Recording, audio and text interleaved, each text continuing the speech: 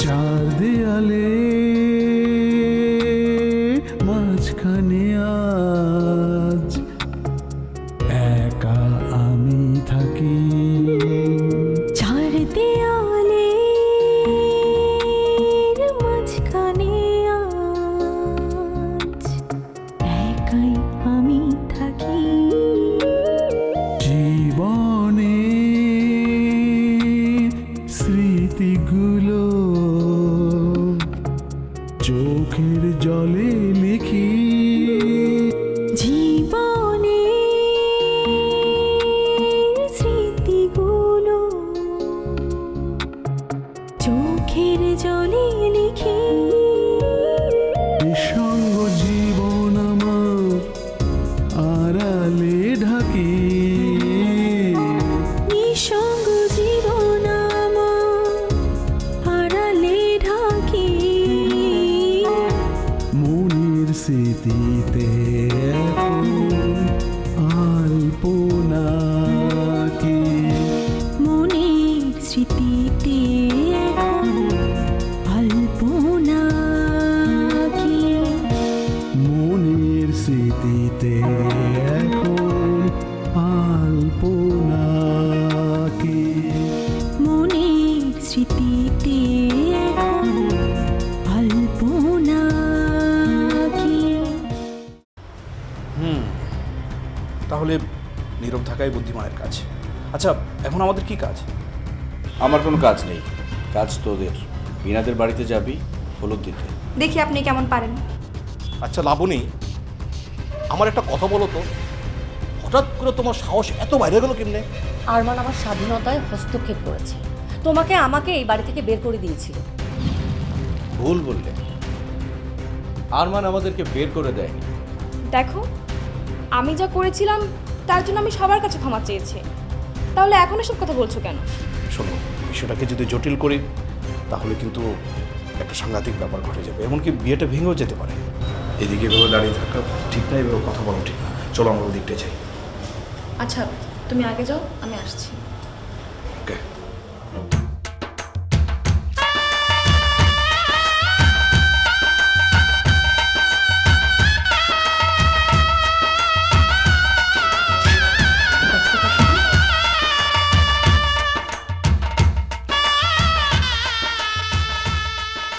ওই যে ওই মেয়েটা যে সে মেয়েটা, ওই যে আরমানের অফিসে যে খাবার নিয়ে যেত। হ্যাঁ মা, ওটাই সেই মেয়েটা। দেখেছিস কেমন বেহায়া মেয়েটা, তারপর দাওয়াত ছাড়াই চলে এসেছে। আচ্ছা মা, তোমাকে কে বললো যে ওকে দাওয়াত দেওয়া হয়নি? আরে এগুলো কি বলতে হয় নাকি? এটা তো দেখলেই বোঝা যায় ও যে দাওয়াত ছাড়াই চলে এসেছে। আরে আরমান তো ওকে দেখে একেবারে অবাক হয়ে গেল। দাওয়াত দিলে কি অবাক হতো? মা, এসব কথা রাখো তো, কেউ শুনে ফেলবে। শুনলে শুনুক, আমি কি খারাপ কিছু বলেছি নাকি? আরে এই মেয়ের তো মতলব ভালো না। আরে আমাকে তো সাবধান করে দিতে হবে। মা, তুমি ছোট ভাইকে এসব ভাবে বলতে চাই না, ভাইকে এসব বোঝে না।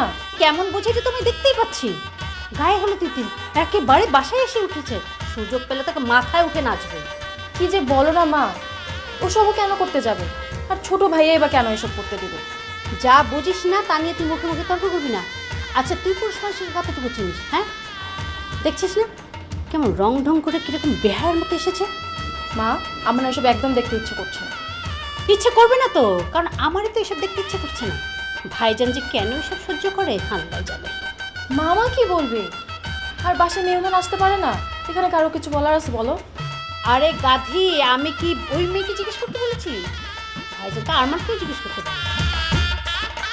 মা, এখন এসব বলে লাভটা কি? আর আমার তো মনে হচ্ছে না যে ছোট ভাই এসবকে অস্বাভাবিক কিছু ধরে নিচ্ছে। বাদ দাও, ও আসছে, থাকো। তোকে এসব কথাই না আমার বলা ভুল হয়েছে। যা সর এখান থেকে, যা। মা, তুমি কিন্তু অযথাই আমার উপর রাগ করছো। আমি অযথা রাগ করছি? অনেক হয়েছে, যা এখান থেকে, যা আমার চোখের সামনে থেকে।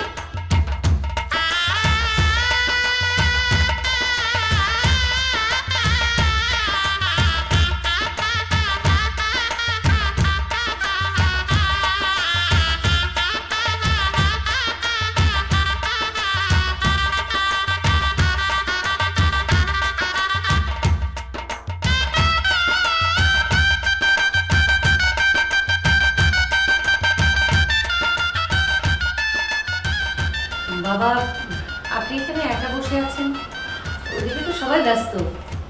না, এমনিতেই বসে আছি। তুমি সব কিছু ফেলে এখানে কেন? আমার কিছু বলবে? না, আমি আর কি বলবো। তুমি যে কিছু একটা বলতে এসছো দেখে বোঝা যাচ্ছে। বলে ফেলো, কি বলতে চাও? ওসব বললে আমার কি আসে যায়? এ বাড়িতে কি আমার কথার কোনো মূল্য আছে? দেখো, এই বাড়িতে তোমার কথার মূল্য কতটুকু আছে বা নেই সেটা তোমাকে আমি বহুবার বলেছি, বহুবার ব্যাখ্যা করেছি। এখন কি বলতে এসছো সেটা বলো। আচ্ছা বাবা, আপনি একবার ভেবে দেখুন তো, আরমানের অফিসের ওই মেয়েটা, ওই যে লাবণী, এভাবে হুট করে বিয়ে বাড়িতে চলে আসাটা কি ঠিক হয়েছে? লাবণীর কথা বলছো? এসে পড়েছে। এসে যখন পড়েছে এসব নিয়ে কথা বলে আর লাভ কি?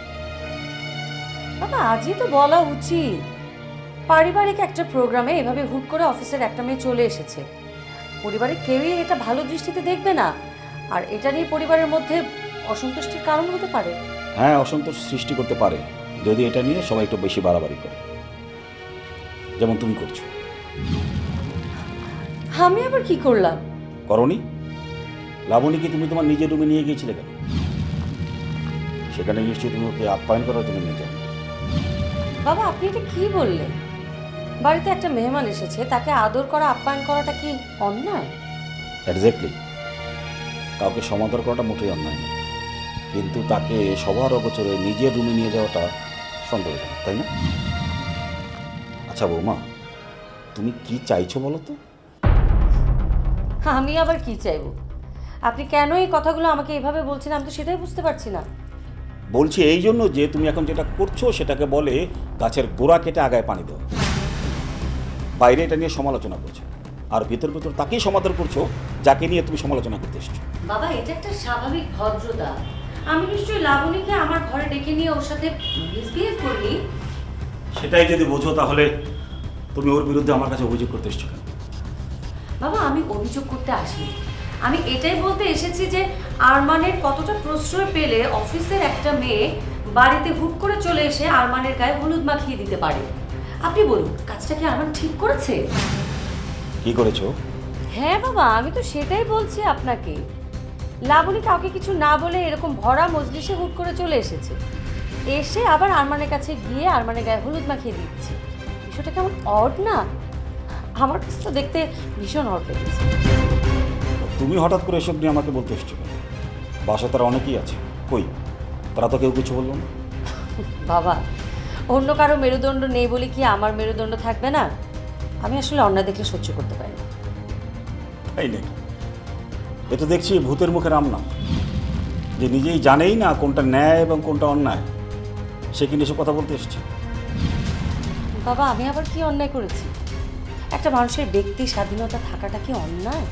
কারো ব্যক্তি স্বাধীনতা যদি অন্যের জন্য ক্ষতির বা বিরক্তির কারণ হয় সেটা অবশ্যই অন্যায়। আচ্ছা বাবা, আমি আপনাদের কি ক্ষতি করেছি? সেই সেন্স অফ হিউমার যদি তোমার থাকতো তাহলে তুমি এই বিষয়টা নিয়ে আমার সঙ্গে তর্ক করতে না। আমার কোনো কথাই তো আপনি পছন্দ করেন না। দেখো বৌমা, পছন্দ করার মতো হলে নিশ্চয়ই করতাম, কিন্তু তুমি যেটা এখন করছো সেটা পছন্দ করার মতো নয়। আরমানকে তুমি মোটেই সহ্য করতে পারো না, এর প্রমাণ তুমি বহুবার দিয়েছো।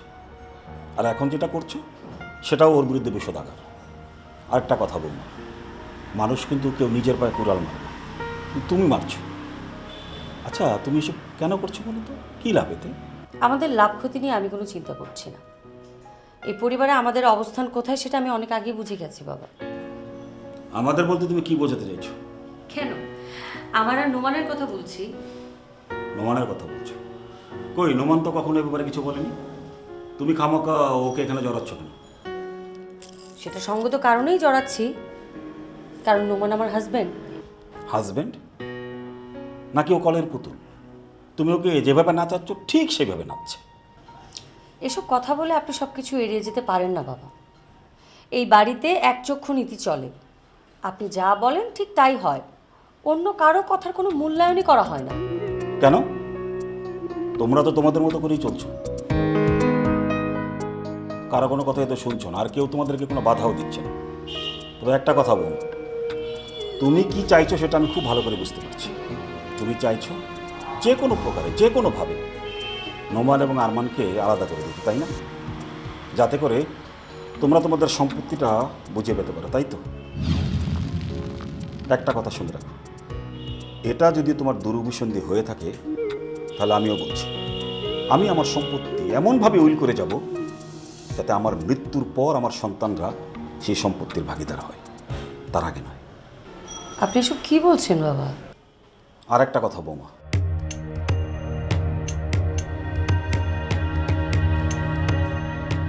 যদি কোনো অস্বাভাবিক কারণে আমার মৃত্যু হয় তাহলে আমার এই সমস্ত সম্পত্তি একটা ওয়াকফ স্টেটে দাতব্য প্রতিষ্ঠানে চলে যাবে।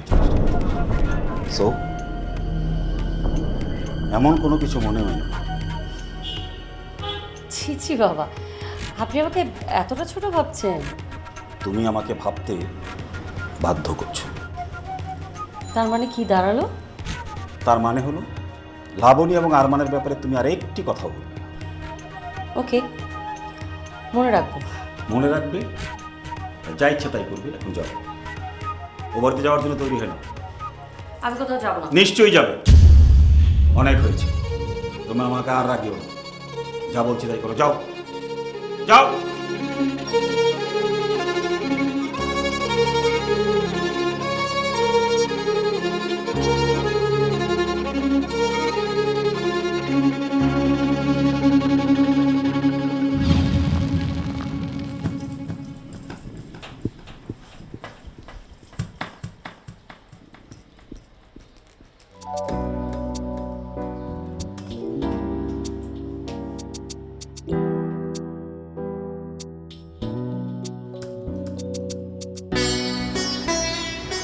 কি ব্যাপার, গহনা খুঁজছো কেন? আমি যাবো না। কেন যাবে না? কেন যাব? আমি কে বাড়ি? তুমি এ বাড়ির বড় বউ। ওটা শুধু নামই। আমার কোনো মূল্য আছে? আমার সব কথা সবসময় তোমাদের কাছে অপ্রিয় বলে মনে হয়। কি হয়েছে বলো তো? সেটা শুনে তুমি কি করবে? কখনো স্ত্রীর পক্ষ নিয়ে কারোর সামনে বুক ফুলিয়ে কথা বলতে পেরেছো তুমি? এ কথা কিন্তু ঠিক না সীমানা। আমি কিন্তু তোমার কথা মতো চলার কারণে পরিবারে আজ সবার কাছে ছোট হয়েছি। তোমার কথা মতো বাবার কাছে, ভাইয়ের কাছে বারবার ছোট হয়েছি। এর কথা তুমি খুব ভালো করে জানো। আর এটা হয়েছে শুধুমাত্র তোমার কথা মতো চলার কারণে। বাবা, এখন আমার উপর দোষ চাপাচ্ছ? আমার উপর? তুমি ম্যানেজ করতে পারোনি, সেটা তোমার ব্যর্থতা, আমার না। আচ্ছা ঠিক আছে, এখন বলো তো কি হয়েছে? কি আর হবে? সবসময় যা হয় তাই হয়েছে আমার সাথে। আরমান তোমাকে অপমান করেছে? না, তোমার বাবা আমাকে অপমান করেছে, চরমভাবে অপমান করেছে। বাবা অপমান করেছে? কিন্তু কেন? কেন আবার? ওই যে লাবণীর কথা বলতে গিয়েছিলাম সেজন্য। কি বলতে গিয়েছিলে? বাইরের একটা উটকো মেয়ে দাওয়াত ছাড়াই এ বাড়িতে এসে আরমানের গায়ে হলুদ মাখিয়ে চলে যাবে। বিষয়টা তোমাদের কাছে আনন্দদায়ক, স্বাভাবিক মনে হলেও আমার কাছে মোটেও স্বাভাবিক মনে হয়নি। আমার কাছে আনন্দদায়ক মনে হয়েছে, এ কথা তোমাকে কে বললো? সেটা যদি না হতো তাহলে অবশ্যই তুমি এটা নিয়ে ওখানে কথা বলতে। সীমানা, এসব নিয়ে এখন কথা বলার সময় না। বাহ, তুমিও তো দেখছি তোমার বাবার মতোই কথা বলছো। তুমি কেন বুঝতে পারছো না? সবকিছু একটা সময় অসময় আছে। আর লাবণীকে নিয়ে কথা বলার সময় তো অনেক পাওয়া যাবে। তোমার কি মনে হয় বাবা এটা খুব সহজভাবে মেনে নেবে? সেটা আমি জানি না। আমার কাছে বিষয়টা স্বাভাবিক মনে হয়নি, খারাপ লেগেছে, আর সেটাই আমি বাবার কাছে শেয়ার করতে গিয়েছি। আরে এমনিতেই বিয়ের প্রোগ্রাম নিয়ে সবাই একটু ঝামেলার মধ্যে আছে, সবাই টেনশনে আছে, আর তুমি এর মাঝখানে বাবার কাছে এই বিষয়টা নিয়ে গেছো। হয়তো বাবার কাছে ভালো লাগেনি, তাই হয়তো তোমাকে বকা দিয়েছে। প্লিজ নোমান, তুমি তোমার বাবার হয়ে আমার কাছে সাফাই গেও না। তোমার বাবা আমাকে কি বলেছে সেটা যদি তুমি জানতে তাহলে এই কথাগুলো বলতে পারতে না। বাবা তোমার সাথে কি বলেছে সে কথা এখন আমি তোমার কাছে শুনতে চাচ্ছি না, ও কথা আমি পরে শুনবো। সীমানা, সবাই আমাদের জন্য অপেক্ষা করছে, চলো এখন রাগ করে বসে থেকো না প্লিজ। আমি যাব না, তোমার ইচ্ছে হলে তুমি যাও। দেখো, ইচ্ছে হলো আমাকে যেতে হবে, না হলো আমাকে যেতে হবে, তোমাকেও যেতে হবে, কারণ এটা মিনিমাম কার্টিসি। তোমার ওসব কাটিসে মেনটেন করা বিন্দু মাত্র ইচ্ছে আমার নেই। দেখো সীমানা, ফালতু কথা বলো না। আচ্ছা তুমি আসলে কি চাও? আমি কি চাই সেটা তোমাকে অনেকবার বলেছি, আমি আর বলবো না। যদি ওটাই চাও তাহলে কিন্তু তোমাকে যেতে হবে। কেন? কি হবে গেলে? গেলে অনেক কিছুই হতে পারে। এই যেমন ধরো, তুমি ও বাড়িতে গিয়ে কিছু একটা করলে, মানে যাতে তোমার ইচ্ছা পূরণ হয়। কি করব? কি আবার ঝামেলা, এটা পাকাতে তো তুমি তো আবার খুব ওস্তাদ। তুমি আমাকে ইনসাল্ট করছো? ইনসাল্ট করবো কেন? যেটা তুমি ভালো পারো সেটাই তো বলছি। তুমিও বাড়িতে যাও, যে এমন কিছু একটা করো, কোনো একটা ঝামেলা তৈরি করো যাতে করে আরমান সুখে থাকতে না পারে। কি এটাই তো চাও তুমি? হ্যাঁ, আমি এটাই চাই। আরমানকে আমি কখনো শান্তিতে থাকতে দেব না। তাহলে দেরি না করে গহনাগুলো এখনই পড়ে নাও। আমি বাইরে আছি, সবাই আমাদের জন্য অপেক্ষা করছে।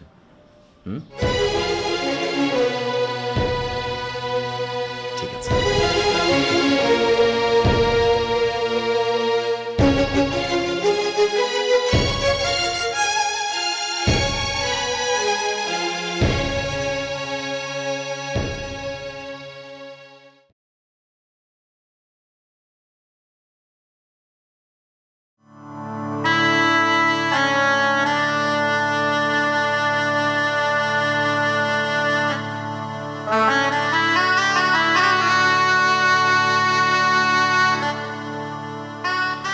সাহেব, আমাদের তাহলে বিদায় দেন এখন। এই এসো এসো।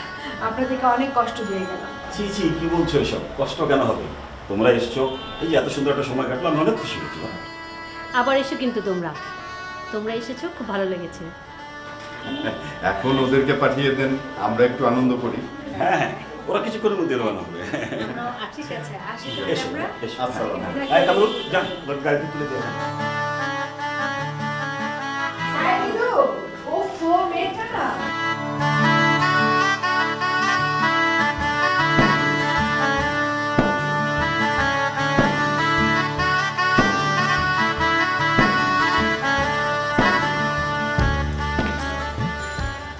ভাইজান, তাহলে আমরা ওই বাড়িতে যাওয়ার ব্যবস্থা করি। হ্যাঁ, ব্যবস্থা তো করবো, কিন্তু বৌমা কই? ওর ঘরে আছে। আচ্ছা যাও, আপনি রেডি করো, একসঙ্গে বের হয়ে যাও। আয় সখিনা, তোরাও আয়।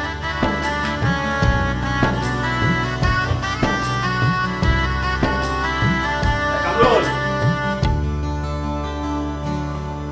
আসুন, খাওয়া দাওয়া করুন।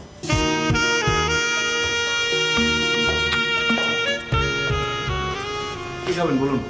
না স্যার, আমি খেয়েছি। আপনি এসেছেন, আমি খুবই খুশি হয়েছি। এটা কি স্যার আপনার মনের কথা? কেন মনের কথা হবে না কেন? না মানে আমার আশাটা মনে হয় এবারে কেউ মন থেকে মেনে নিতে পারে। সবাই কেমন করে যেন আমার দিকে তাকাচ্ছিল, আর আপনি অনেকটা অবাক হয়েছেন। আমি লক্ষ্য করেছি বিষয়টা। এটা হতেই পারে, আপনি যে আসবেন সেটা তো আর কেউ জানতো না। তাছাড়া অফিসের তেমন কেউ আসেনি, তাই আপনাকে দেখে সবাই অবাক হয়েছে। কি করব বলুন, খুব দেখতে ইচ্ছে করছিল যে আজকে হলুদের সাজ আপনাকে কেমন লাগে।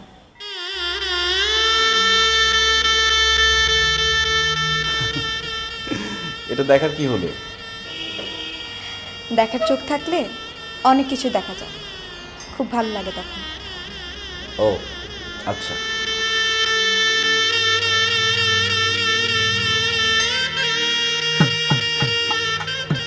স্যার, আমার কথা আপনি কিছু মনে করছেন না তো? না, কিছু মনে করিনি। আচ্ছা, মামুন সাহেব কোথায়? ওনাকে দেখছি না যে। কেন, তাকে কি খুব দরকার? না, তেমন কোনো দরকার নেই, এমনি জানতে চাইলাম। ও, একটা কথা ভেবে খুব মন খারাপ হচ্ছে। কি কথা? এই যে এতদিন আমি মাঝে মাঝে আপনার জন্য লাঞ্চ নিয়ে আসতাম, আপনি খেতেন, আমার খুব ভালো লাগতো। কিন্তু এখন থেকে তো ম্যাডাম রোজ আপনার জন্য খাবার বানিয়ে নিয়ে আসবে, আপনি আর আমার রান্না করা খাবার খাবেন না। কেন খাবো না? নিশ্চয়ই খাবো। সত্যি বলছেন স্যার? আপনি খাবেন? অবশ্যই খাবো। Thank you so much sir. কি ব্যাপার, মন খারাপ হয়ে গেল নাকি? না স্যার, খুশিতে চোখে পানি চলে এলো। আবেগকে বেশি প্রশ্রয় দিতে নেই, কষ্ট পেতে হয়। কিছু কষ্টে অনেক আনন্দ আছে, দেখা যায় না, সেটা একান্তই নিজের। তাও সঠিক।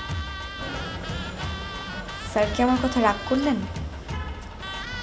না না, রাগ করিনি। শুনে খুব ভালো লাগলো sir, thank you again. Welcome, আবার আসবেন। অবশ্যই আসবো স্যার, বিনা ম্যাডামকে দেখার খুব ইচ্ছে, উনি নিশ্চয়ই অনেক সুন্দর। কাল তো বিয়েতে আসবেনই, তখন দেখবেন। একটা কথা বলি স্যার। হ্যাঁ নিশ্চয়ই। চার দেয়ালে ও একটু মুখরা স্বভাবের, ভালো কাজ করে। ও কেমন কাজ করে সেটা জানার বিন্দুমাত্র ইচ্ছে আমার নেই, কিন্তু এমন কোনো কাজ করো না যাতে সংসারে অশান্তির কারণ হয়। আমি চলে যাব? হ্যাঁ, ঠিক আছে। শিহাব, না না, শিহাব যাবে না। স্মৃতিগুলো চোখের জলে জীবন সহাগে ভরে উঠুক তোমার। তুমি কি বলতে চাইতেছো আমার নাতনি ওই বাড়িতে গিয়ে সুখী হইব না, তা আবার আরমানের জন্যে? সেটা যদি হয় তাহলে আপনারা যেন অবাক না হন সেজন্যই বলে রাখা। তাছাড়া আরমানের তো কিছু না কিছু বদনাম আছেই, অতীতে একটা সম্পর্ক তো ছিল। এখন আলপনা কি